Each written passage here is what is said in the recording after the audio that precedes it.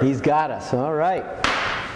Okay, welcome to Hornet Live. Today I am standing in room 237. You got it. With Mr. Bob D. And no, we're not going to use this today to shock the people that I interview on Hornet Live. But what we are going to do is we're going to find a little bit more about Mr. D. And thank you for being on the show today, sir. You just gave it away already. What do you mean? Rufus Jasper D. There we go. That's better. That's better. Rufus Jasper. So tell me, how long have you been teaching for?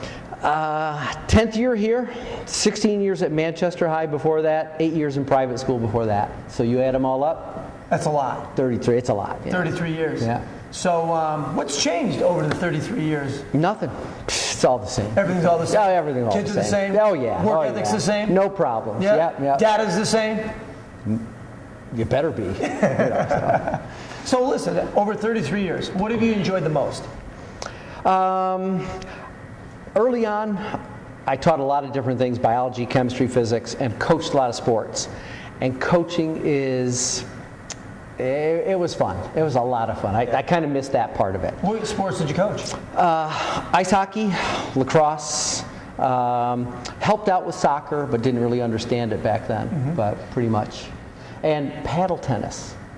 Did you ever play that? No. It's on a screened in, you do it in the winter. Really? And it's got screened in walls and you can play it off the walls, kind of like squash. Cool. And you did that all at Manchester High? No, I did that when I was at the private school. Oh, cool. Awesome. So how'd you become like a science guy? Ooh. NGSS? Yeah, that must be it. No, that's brand new. And after college, my first job was working for the Environmental Protection Agency. And I loved that job. I was doing research on acid rain, and then Ronald Reagan was elected, and out went me and all of my friends that were working for the EPA because he cut the budget incredibly. So I was waiting tables in a restaurant, and my old high school principal came in for dinner. And he saw me, and he recognized, D, right? You were a science guy.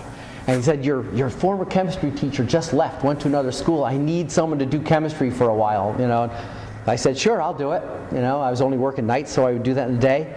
And I loved it, right off the bat. Awesome. I loved it, and that's what got me going. 33 years later. 33 years later, a couple more gray hairs, but, you know. Thank God for the principal. That's right, that's right. Well, that's great. So, can you talk to me a little bit about why you enjoy working here at East Hartford High School? I've had the luxury in some ways of teaching kids who want to be in my classes. They choose to take physics. And 10 years ago when I first started, I was teaching all chemistry here. But in general, those are almost the elective courses. And the kids are there for a reason. Okay. You know, they know they want something from that course. And so with that, I get to teach some pretty serious kids that want to do well. That's got to be a good feeling. That's great. And my AP kids, they're great. Yeah. So. Well, I walked in today because I asked you to be on Hornet Yeah. Live, and thanks for saving me. Yeah. And I could tell that the kids, you have a strong bond with the kids, and you could joke around with them. And I think that's a special thing that good people have with their students, but also good teachers. And I could see that the kids enjoy working hard for you. So I gave them a quiz, so they were stalling a little bit. Yeah, they were. They were actually wanting me to do Hornet Live during the class. Yeah, they did. and they know that you always ask for a quote. So when they finished their quiz, I had them write down, what was your favorite quote that you want me to say? And there were 4 of them that they said all the time. So in order, these were pretty much a mind is a terrible thing to lose. Because there are days when they just, they're not here yet. Not yet. A period in particular, no. It takes them a while to warm up. Reading, not only fun, but fundamental.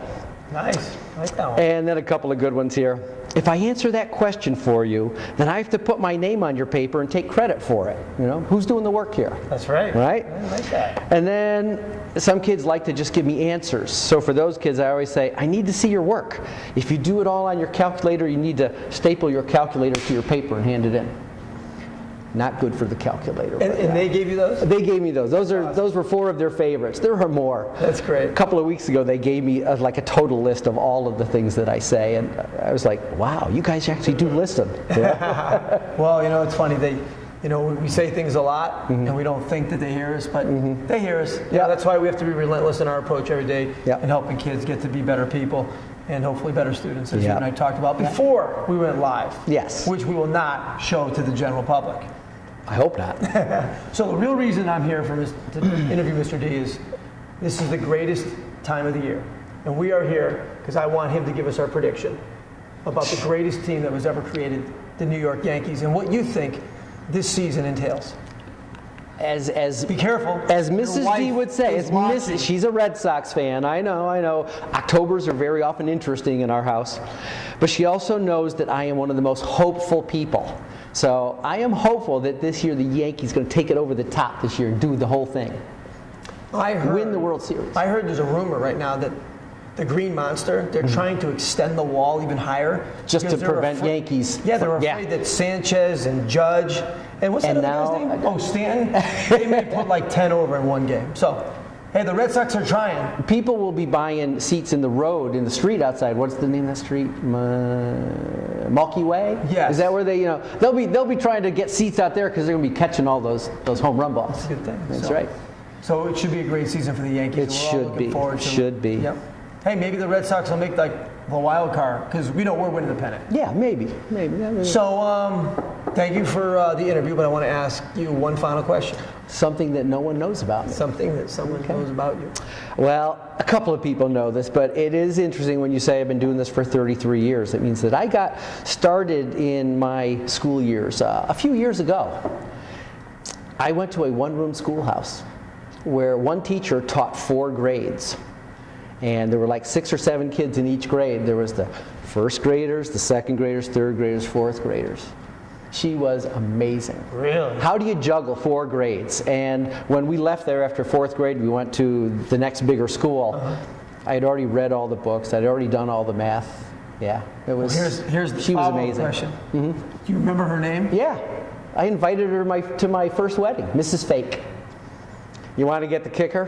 What? She had a wooden leg. Get out of here. I'm not kidding. She had a wooden leg. Mrs. Fake. Well, listen. She was the best. I really appreciate you coming on live. You found out more about me than you expected. That's right. And I appreciate you coming on, and I had a lot of fun today. All right. So, go Yankees. Go Yanks.